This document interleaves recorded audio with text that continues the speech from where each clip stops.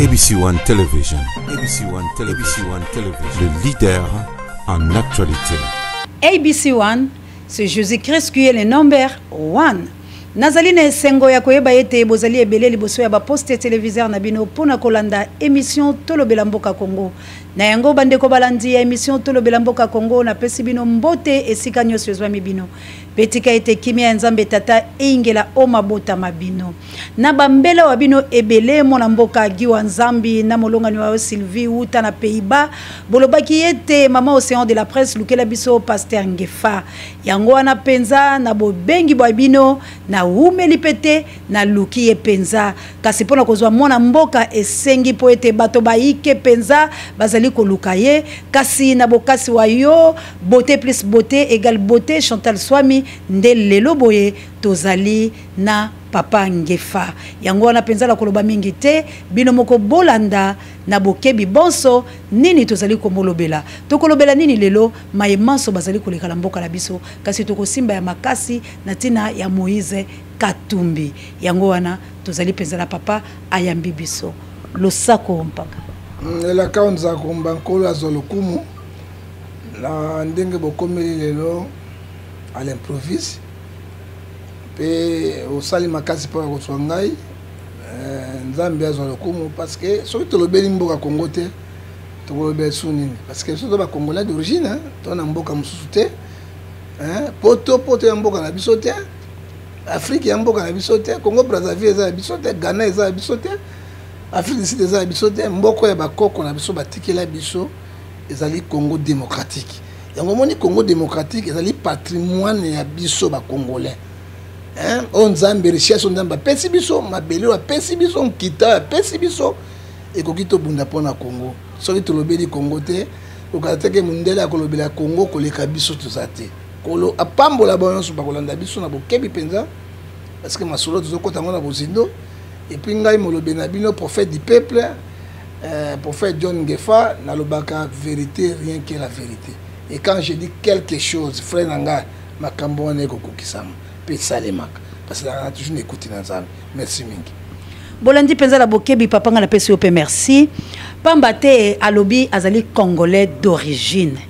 Ndenge moko nga po de la presse na lobaka na lobi nazali ganaise te nazali langa rwandaise te nazali tanzanienne te angolane te po ete na telema na lobato koloba beloli likambo ya Congo kasi peza na moni tokutani po ete mwa maloba na ngai na okipe papa bimisi yango penza salinga sengo kasi mona mboka prophète du peuple tozali penza lelo kolobela makambo mingi penza na maboko ya Moïse Katumbi ata kotoko simba ndambo ndambo metolobela yaye po mwana mboka nazali na video moko alobi ete azali congolais kasi azali kotambola mandoki te boni bazali kopekisa ye na tango tokomi na maponami ya kota na ekolo wa ye yango pe yato ntoloba pona nini Moïse Katumbi oyo a dévoilé secret ya président de la République oyo ndala Jacques Ndala azali koloba pe ba panze sango ebele lokola ya lolo swami pe na France alobi yango pona nini te batikela enzela akota po te tokomi na maponami Maman océan de la presse ya solo océan tozali na ba baleine na tamba na fleuve te tozana ba requin ambisi ya minene oyo etambolaka na kati océan po océan eza sobele suka ya bisanga bibale nyonso ya mike oyo na bafleuve ekuyaka na océan pe océan ezali ebale munene oyo bikamwa mingi ezali kati na yango loko ozali mama ya océan de la presse nayebi ete makambo ya minene ezali awa mama océan nalobaki eloko moko politique ya mboka na biso eza politique ya haine. Et là où il y a la haine, il n'y a pas l'esprit de Dieu. Là où il n'y a pas l'esprit de Dieu, il y a l'esprit, ce que nous appelons Otozo Bengayango, il y a Poloso na Mayele ya Pelengendu. Qu'est-ce que signifie Mayele ya Pelengendu? Et ça dit Mayele mabe kole quand même ndoki. Bato bazo kambabiso na Mayele ya Poloso, Mayele ya Pulumbe, Mayele ya Isolo. Mayele ya Pelengendu. Pourquoi pas? Omoni Moïse c'est un peu difficile. Nalobaki yango bandaka la pona kota dès que Kabila est au pouvoir. Dès que Bolenga Nkoy bazana pouvoir. Dès que Bamende bazana pouvoir, dès que Obin Minako bazana pouvoir. Pourquoi? Moïse Aoutake pas na bango. Qui est le meilleur gouverneur na République démocratique du Congo? C'était Moïse Katumbi.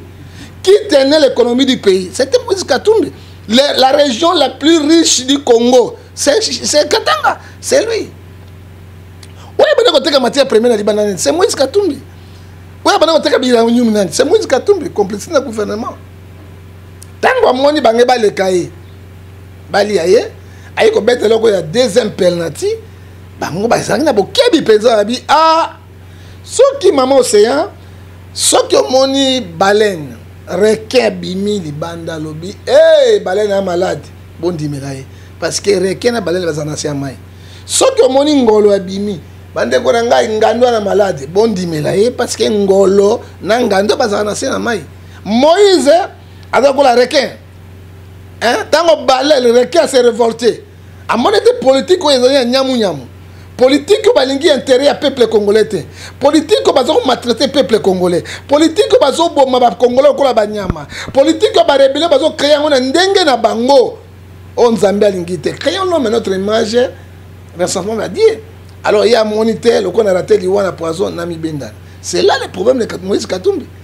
Mais Katumbi comme étranger, il y a solo, nous ne disconvenons pas. Tu es bien, parce que mingi bana politique na bisoa, ba simbi bazali ba belge, ba américain, ba français, ba italien, ba ukrainien.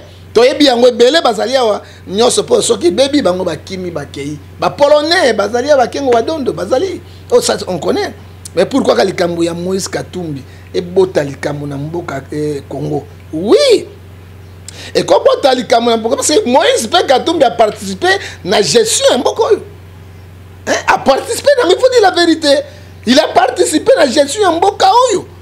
Il y a des politiques en Bokaoyo. Il y a des politiques en président de la République. Il y a des côtés comme minerai. Il y a des côtés comme uranium. Il y a des côtés comme coton. Camion et Bané Kolongwa, na Katanga, na zone minerai. 200 véhicules par jour au Zambie pour voter comme matière première. Qui était le gouverneur? Complicité na qui? Na pouvoir. Mbongo ya Katumbi uti na pouvoir. Mbongo ya Katumbi uti wana.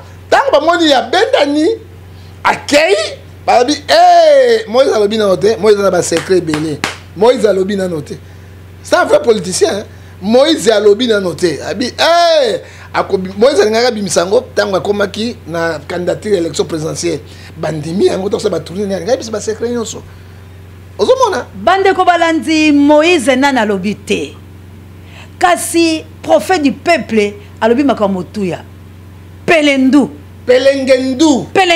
Mayele mabeko le diable. Frondondo geste dit mais moi ba danse ya diable. Bato ya pelengendu na frondondondu to kolobela bino awa. Po to kotika mona mboka te pamba te esengeli boyeba ete baloki bazali. Kasi mona mboka Moïse Katumbi akomi témoin gena pamba te ayebi ba sekele la bango.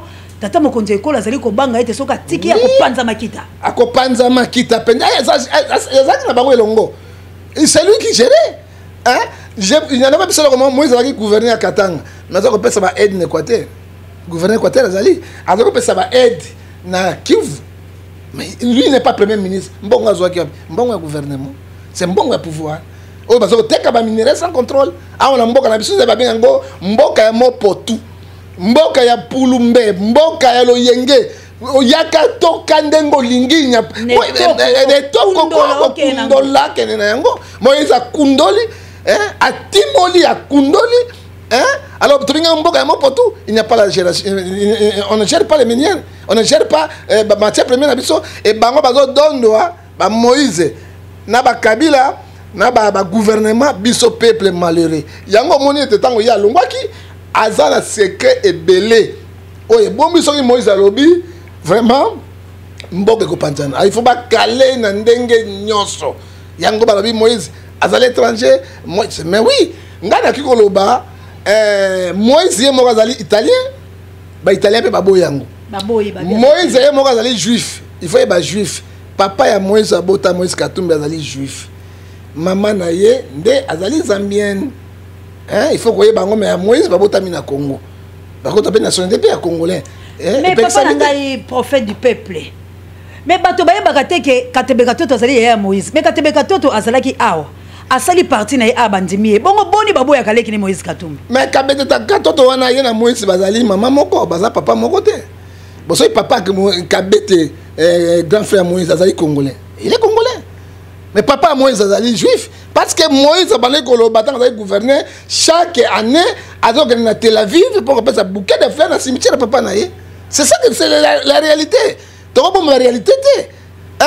Ozo mboka banda la moto eza bebe étranger. Boko peki saka c'est étranger o pas zaki de na mboka. Congolais ndimaki ye. Lelo na Katanga masasi mazali ko beta balobi batike la bango Moïse Katumbi. Mais mokambi ya mboka c'est étranger. Ba ministre ba étranger, ba député ba étranger, mboko tozaka gouverner par ba étranger. Balobi pe mona mboka bemba gomba za belge. Siko yo toko sala toko suka to boya ba étranger. Bemba gomba zali belge te, bemba gomba c'est un congolais. Aboye ko changer ma nationalité. Il faut dire la vérité. Au moni soto ni makambo ya Congo ezali pas mingi. Hein, ezali pas mingi. Mais député moko lobaki apesa ki motion na esi double nationalité et qui n'est que na mai. Ya opposition.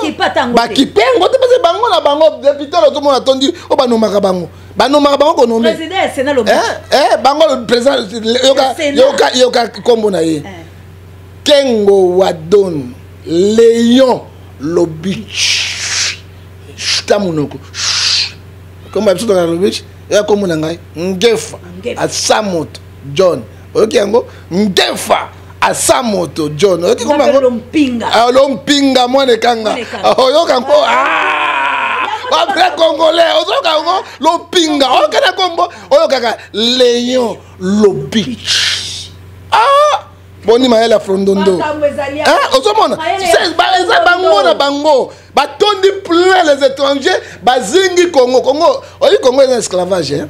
Congo est un esclavage makasi. Kaka kengo adondonde ebimi et memingambo. Oyo Moïse Katumbi ebimi ngambo.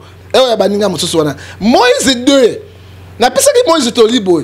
Ezali impéra pour na bandima yo zali témoin gênant. Tu étais dans les majorités présidentielles.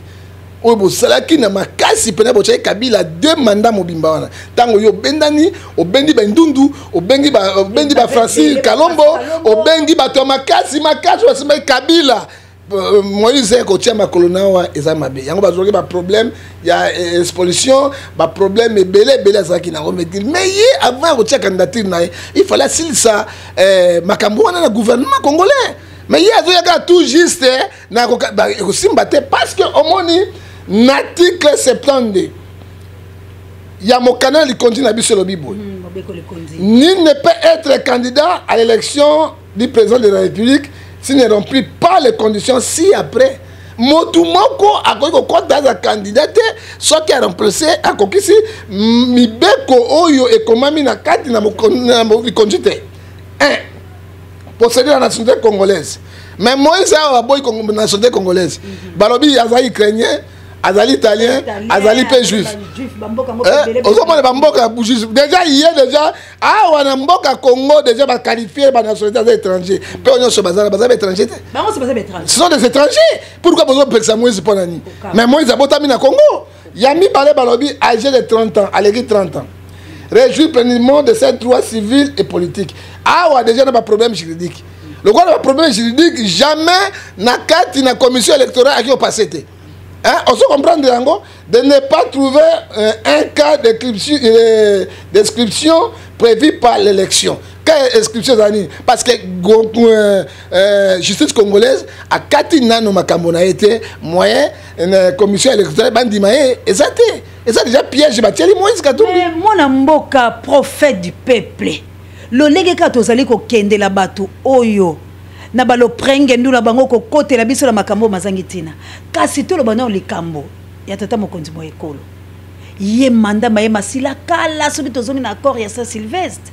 Mais avant di kaka pe ba article mobeko likonzi bazali ko senza yango mikona mikolo po ete ba protéger ye toyoka ki mona mboka dunia ko ganga makasa lobi ete balinga te tata mokonzi ekolo akokene kocha 3e mandat wa ye. Mais pour ni bako boma mona mboka Moïse Katumbi so to tenga ba mobeko ezo kanga pe bango moko oyebi ezali bolole ya congolais tango ba kota kiawa omoni ba ki na politique ya ko diaboliser bato Mobutu ça 32 ans moi ça Mobutu comment les Mobutu les moi ça Mobutu ba la politique moko ya ko diaboliser bato Mobutu dictateur Mobutu a tué bato ba bomi le par Mobutu ba kokani mbongo le bango ba zui le ba milliers kokana mbongo Mobutu Mobutu ça qui na le côté Mobutu za yo kaba bango ba kabaka ba kaka inaka fika inaka pika inaka funga unacheza na mie wewe acha maneno wewe manako shoka wewe shoka et chocolat aka bango ka ba shoka donc il m'a ramené Mobutu ko shoka ka ezali passe inasema ouais kaka ouais intimidation congolais comme un esclavage oyo ngana monika tina yango te maman ozokomona or que ba ye to kolia 3 fois par jour Mobutu soki akei salaire ko bana $250 ba kosi biso ba ye na ba sokoto to mona ki bango awa elamba te eloko te les autres sont des milliardaires tala ndanga bandako ezotonga maloko mayebo Congo n'a pas d'argent, mais bandako wana ils ont tonga makolo mayebo ba étage na étage. Donc ça c'est l'escroquerie, parce que escroquer peuple congolais. Ozomona bango nyoso ba yibi soki toyeba ki boye mais Mobutu akende kité. Mais Mobutu akende kité, soki toyeba ka makambo zaki liboso, mais Mobutu akende ba ki na ba biloko moko na mindele complice, un dictateur, un boye mais oh le c'est plus grand dictateur. Oh sur les kakati yango. Président République Mobeko Likonzi et l'objet l'article 70, il y a Mobeko Likonzi l'objet. Le président de la République est élu au service universel, direct par un mandat de son mandat, un mandat renouvelable, 5 ans renouvelable une seule fois. Afin son mandat termine, le président de la République reste en fonction jusqu'à l'installation effective de nouveaux présidents élus démocratiques. Mandat ya Kabila c'est là en 2016. Ndenga zo sala bazali illégitime. Même ba corps zolo ba corps accord ezali Mobeko Likonzi te. Bato ba yebaka yango. Mundele respectaka Mobeko Likonzi. Obama sali deux mandats na ye accueilli. Président nani aux États-Unis nani Clinton a sali deux mandats na ye accueilli. Na France ndenge moko Sarkozy accueilli. Oyo ezaki makasi oyo président socialiste oyo a remplacé sikoyo à côté ya nani Hollande asali mandane akei na bopete mais oyo biso Afrique eloko nini bobomba babanga parce que ils ont beaucoup tué. Ils ont beaucoup CPO ba signé d'accord CPO ça la quitté o ba signé d'accord. ABC One Television, le leader en actualité.